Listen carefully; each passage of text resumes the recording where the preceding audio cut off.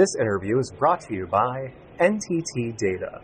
NTT Data delivers on your mission by combining superior talent and over 55 years of government expertise with a comprehensive portfolio of technologies from cloud, security, and consulting to modernization and IT solutions.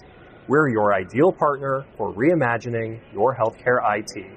Visit nttdataservices.com.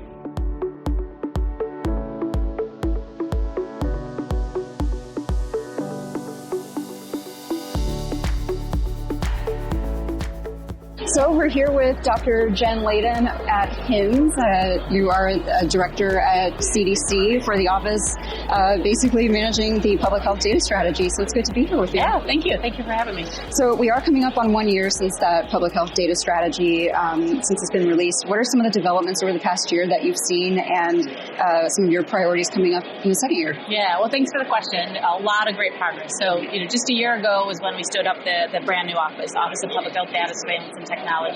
We've brought in a lot of great new expertise from health IT, people working in the private sector, people working at other federal agencies, in addition to the folks that have already been part of our team. So we have this wonderful blend of public health experts and folks coming in with different backgrounds and expertise in health IT. That has allowed us to really accelerate a lot of the work that we're doing. So we launched our first public health data strategy last year. In that, it had very ambitious milestones for the next 2 years, 15 milestones this past year, and we've met nearly all of those, which is great. And so this is focusing on the work we need to do to enable our country, our nation, to be able to detect threats. So great progress, for example, in electronic case reporting, where we now have almost 33,000 facilities sending data directly in an automated fashion to public health. And this is not to CDC, this is to the front line, to the state and local partners. We've seen an expansion of the syndromic surveillance data, which is the ED, near real-time monitoring. And we've seen that benefit us during the respiratory virus season. We had during that time cases where we were looking at identifying if we're going to see a new shift in what pneumonias were going to come around. We were able to look at that data feed and identify that we weren't seeing a new concerning signal. So a lot of great progress on the core data sources and amplifying the use of that. During the RVR season, respiratory virus season, we saw also our ability to integrate data sources and visualize it so that people had access to the data. During that time, over 1 million viewers of that respiratory virus data. Wow. That's amazing to be able to do that kind of monitoring and see how things play out, things that you set up, and then kind of seeing it play out in the season. So that's fantastic. In late 2023, I know you highlight a lot of progress with the electronic case reporting, which you just alluded to now. Where does that stand, and how do you see automation efforts impacting some of your efforts moving forward? Yeah, so a big theme for us is to plug public health into healthcare. So we look at, over the last 2 decades, huge investment from federal government, over $30 billion, into making electronic healthcare records more automated and exchanged. Public health was not at the table, was not part of that effort. We are now working to plug public health into health IT. Electronic case reporting, as you noted, is a great example of that. Prior to COVID, less than 200 facilities were able to submit electronic case reports.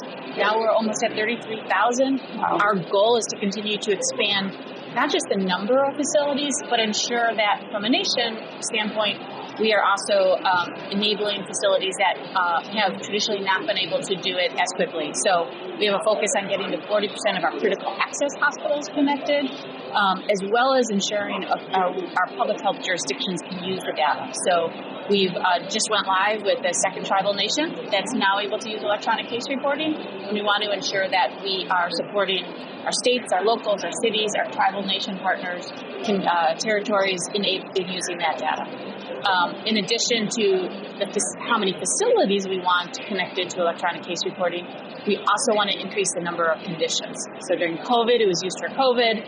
We've used it for MPOX, but this technology can allow all notifiable disease, reportable conditions to be reported. So our goal is to have, in the next year, 75% of notifiable conditions being reported by electronic case reporting. That's fantastic. Has there been any particular lessons learned so far in this journey? The work is hard. A lot of lessons learned. Yeah, and the work is hard. Right? We public health has been challenged by the lack of resources, and as we look to modernize our systems, we have to break down our silos. So there's a culture aspect of it. We have to bring in expertise that has worked in the health IT sector, and we have to ensure that we're aligned in the approach that we're doing, so that we're doing it in a standardized way that aligns with health IT rather than continuing to perpetuate the one-off siloed solutions.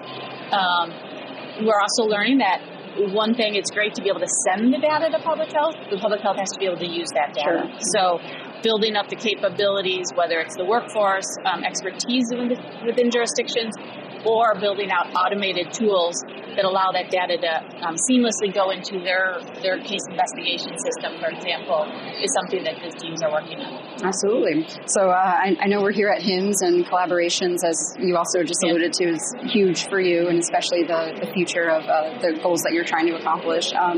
What have been some of the key collaborations that you can point to that you feel has been very impactful?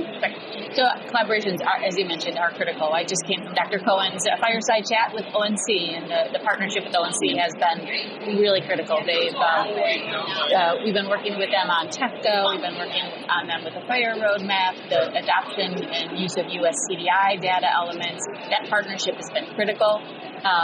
Working with our state and local partners is critical. So we started a DMI consortium over maybe 2 years ago now, and that's a way for us to regularly check in with our DMI partners to get feedback for them. We have a lot of in-the-field pilots occurring right now, proof of concepts for electronic case reporting, for adoption of TEFTA, so that collaboration with our state partners, ensuring their voice, their needs are right at the table as we're building out these capabilities. And then lastly, the partnership across CDC. So we have many programs that have different types of data needs, and our data office is here to support the work across public health, so at the jurisdictional level as well as the needs of CDC programs. Fantastic. Anything particular you're looking forward to over the next year? I'm looking forward to this incredible team that we are building, continuing to just accelerate the progress, and really emphasizing people starting to understand the possibility of public health truly being plugged into healthcare IT. Well, it's fascinating to watch, and I'm sure there's a long road ahead, much work to be done, but thank you for standing with me at HIMSS and chatting about some of your work, and thank you. Thank you. Take care. HealthCast, along with GovCast and Cybercast, is a production of GovCIO Media and Research. To explore our content, visit our website, govciomedia.com. Keep an eye out for new episodes every Tuesday. And if you like what you heard, leave us a review on the podcast platform of your choice. Have a topic you want us to discuss? Contact us at newsletter@govcio.com.